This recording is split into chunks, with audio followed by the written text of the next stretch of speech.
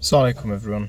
تعال احكي لك قصتين، ومن القصتين دول هتعرف حاجة تطمن قلبك قوي. بمناسبة ان احنا داخلين على الامتحان، ففي امتحانين انا فاكرهم جدا جدا من ايام الجامعة. كان في امتحان انا ذاكرت له كويس جدا جدا جدا، ذاكرت له بشكل انت مش متخيل. امتحان مادة في طب اسمها الكوميونيتي، لو حد يعرفها، مادة كده يعني اللي يعرفها يقولك دي مادة سخيفة في مذاكرتها قد ايه.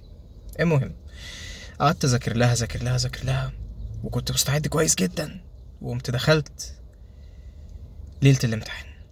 ليلة الامتحان انا مذاكر كويس والدنيا جميلة وزي الفل. صحيت يوم الامتحان لقيت نفسي اغمى عليا، وكنت مرجع، كنا في رمضان، فكان في بقى النوزيا اللي هي دوخة ورجعت، كان وضعي سيء للأسف. ودخلت الامتحان وانا مش مركز، وعينك ما تشوفش الا نور. جبت درجة اقل من اللي كنت متوقع اجيبها بحبة حلوين. في امتحان بقى تاني حصل معايا موقف انت نفسك ممكن ما تصدقنيش لما اقوله. دخلت الامتحان وانا مش مذاكر خالص، كان امتحان السايكايتري، ويعني لو انت تعرف ليك قريب في طب اساله كده السايكايتري او اللي هو الطب النفسي بيبقى عامل ازاي. ده يا باشا انت يا فاهم كل حاجه يا انت مش فاهم اي حاجه. هو بيتكلموا في حاجات كلها سايكولوجي بقى وعلم نفس وطب نفس، كلام كله انت لما تسمعه يعني ملوش علاقه بالطب. انا عن نفسي بص، قول لي نتيجه التحاليل والانفستيجيشنز كذا اقول لك العلاج كذا، فاهمين الفكره؟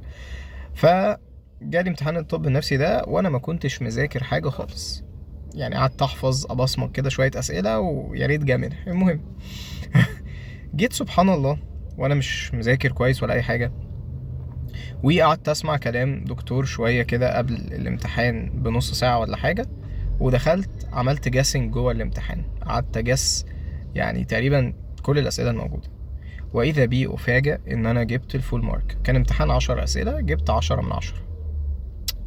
الله، لو انت فكرت في الموقفين دول هتلاقي ايه؟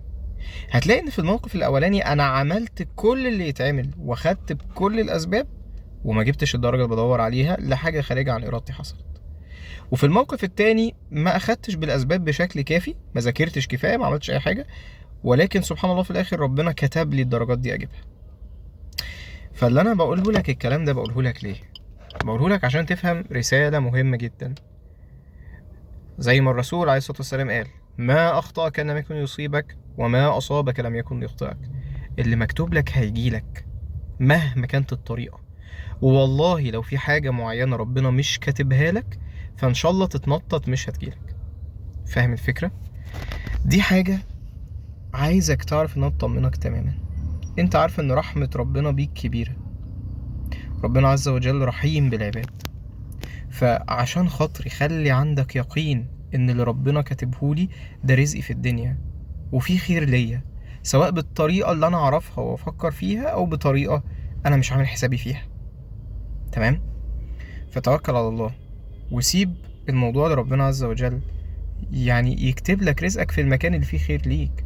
انت متعرفش الخير فين ولا هيوصل لك ازاي ولا شكله ايه. يا جماعة انا واحد، قصة اصلا ازاي بدأت التدريس دي هبقى اقولها لكم ان شاء الله بعدين، قصة تخليك تفهم سبحان الله ازاي الخير جاي لك مكان ما انت حابب.